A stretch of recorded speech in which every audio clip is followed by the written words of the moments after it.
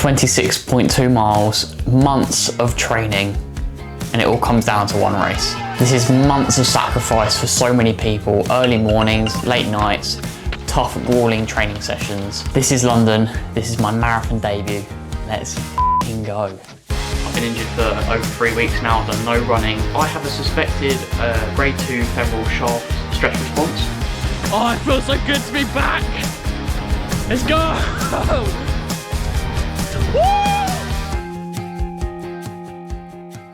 So, welcome back to the channel. This is my London Marathon preview. I'm going to be talking about my injury, pacing strategy, fueling strategy, basically everything that I need to know for myself going into the marathon in about, by the time you're watching this, 5 days time.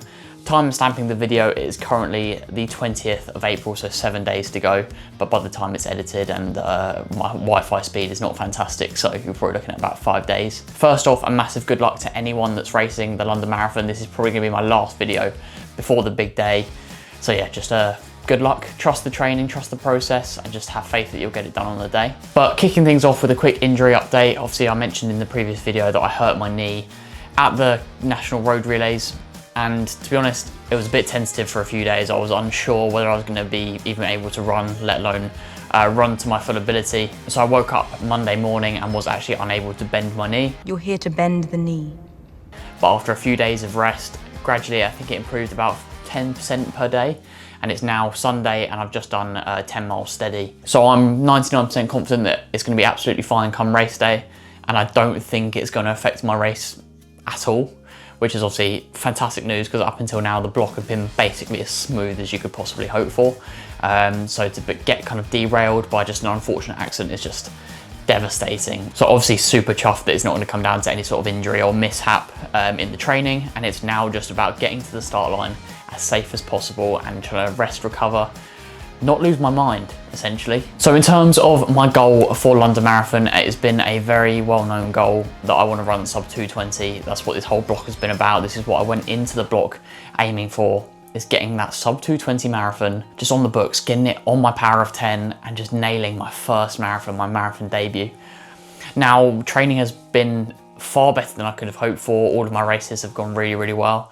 So it's a bit late to start changing the goalposts, but I'm super confident in my fitness at the moment, which is obviously a fantastic place to be. And with a proper taper and just carved up, rested, recovered, I think something special could happen on race day, but I need to be cautious and I need to basically give the marathon the respect it deserves. So in terms of my pacing strategy for London, I'm going to be aiming for an even split of 109 through the halfway and 109 through the second half. This equates to about 316 per kilometre, but the marathon course is slightly different in terms of majority of the downhill is in the first half and in the first 5k even. Now, I don't necessarily believe in banking time. I think that's a dangerous kind of thought process to get into, especially over the marathon. But because the second half of the course, if you were to evenly distribute your effort, is around 45 seconds slower, I would say, based on people's times, I do want an element of having some wiggle room.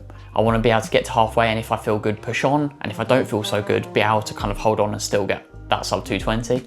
So going through in about 109, 69, maybe even a 108, 45, potentially, depending on the groups and where the group sits. I think that's the wisest decision for me. Now, I've never ran 42 kilometers at that race pace. Obviously, it's my first marathon. So whether I'll feel good come 30, 35, 40 kilometers, obviously is well, yet to be seen. And I am going to be keeping an eye on obviously my pace, my heart rate throughout the race, just to see where my body's sitting basically. Now, heart rate is tricky to use when it comes to racing, especially a big race like London, because your adrenaline, you're caffeined up, your heart rate is likely to be a few beats higher than if you were just in training. But I know that roughly my marathon pace sits somewhere between my LT1 and LT2, which is around 165 to 170 beats per minute, somewhere in that zone. So I know that if I'm at 10K, already up to 185 beats per minute, then I know that I'm definitely pushing too hard. But again, adrenaline can play a big part on the day, so obviously you've got to take that with a pinch of salt. But I train mostly to effort and mostly to heart rate, so I've got a good gauge of my perceived effort, and I have faith that I'll be able to kind of connect my brain to my body, if you like, and assess my effort level on the day. Know when to push, know when to pull back. And a bit like a catapult, sometimes you do need to pull back so that you can then push on and go forward. And then just a quick side point, I am going to be manually splitting my watch every mile or kilometer marker, basically just so I can get an accurate representation, even if the GPS does go a little bit haywire, especially through areas like Canary Wharf. So moving on to my race kit, what am I going to be wearing on the day? Now, obviously this series or this build has been sponsored by Start Fitness and Adidas. Obviously a massive thank you to them. But being in the club championship entry sort of field, you're obliged to wear your club vest, and obviously that's no hardship whatsoever. So I will be representing the bridge, the Tunbridge vest, so look out for the white and blue stripes. I'm going to be wearing the Adidas gel shorts, just so I can basically get all of my gels and fuel on board. I don't want to have to rely on potentially picking up a bottle from people watching the race, or the crappy Lucozade that they'll be giving out at the side of the road. I don't want to risk anything that I haven't used in training, so the gel shorts are going to be what I carry all of my fuel in. Obviously I've got my Coros Pace Pro and the Coros heart rate monitor, just to basically give me that live in-time heart rate and obviously pacing, etc. And then just a quick side note, I'm using some Runner's Rub, absolutely not sponsored, it's just what I've been using to basically prevent any chafing, because 42 kilometers is a long way if you start to chafe. And then the race day shoes, the Adios Pro 4s, in this absolute beautiful colorway. I wanted to basically go as bright as possible, so if my parents, my family were spectating, they'd be able to see me basically from as far away as possible. So you probably do need sunglasses as I pass you. Now this is a fresh pair, so I'll probably put about 10 kilometers into this just before race day. But yeah, look out for the bright yellow shoes. And in terms of nutrition, in terms of fueling strategy, obviously I've got this board behind me, but essentially it's taking on 30 grams of carbohydrate roughly every 5 kilometers. Now on the watch, my Coros Pace Pro, I can put a nutrition alert in there. So that's what I plan to do, is just every 5K it will bleep. I know roughly when I need to be taking a gel, when I don't, based off how I've been using them in training. So it's going to be basically every 5 to 5.5 kilometer. So basically every 5K I'll probably start to get one out of my shorts, and then start to take it on about 5.5. And then it'll be probably down the hatch by 6K. I'm gonna be taking on water at probably every second or third water station, just to make sure that I don't get dehydrated, especially in that kind of humid air in the kind of center of London, especially if it's slightly warm on the day. We'll touch on weather in just a second. But yeah, just to basically make sure you don't get that sticky kind of gel mouth feeling, because that's obviously horrible when you're trying to breathe. And I don't know if it affects the air coming in and out, but it definitely doesn't feel nice. And then when it comes to caffeine, I'm gonna have probably a black coffee before the race, which is obviously risky, but it's something that I've tried quite a lot in training and racing beforehand, and it seems to be absolutely fine on my stomach. And then I'm gonna be taking on 300 milligrams of caffeine across 0 to mile 14, 15. So that's about 3 to 5 milligrams per kilo of body weight. I'm about 65 kilos, so getting that 300 milligrams of caffeine during the race, plus my coffee beforehand. But I'm not really taking much in the second half, because it takes 45 minutes to peak in your bloodstream.